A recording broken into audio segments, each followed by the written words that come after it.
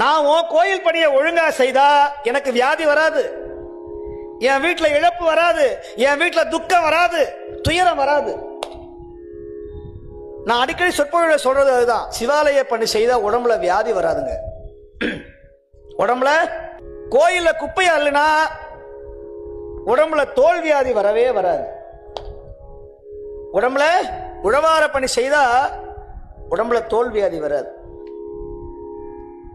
சிவபெருமான் வீதி விழா வருகிற போது கைலாயவாதி வாசிச்சா உடம்புல எந்த விதமான பிணியும் நோயும் வரவே வராது. சிவத்தொண்டு செய்யணும், சிவத்தொண்டு செய்யணும். நம்ம நெத்தில திருநீர் பூசுறது இல்ல, ருத்ராட்சம் தரிக்கிறது கிடையாது, தர்மம் பண்றது கிடையாது, சுவாமிக்கு பூமாலை ஏத்துறது கிடையாது. சொல்ற சிவத்தொண்டு செய்யணும்.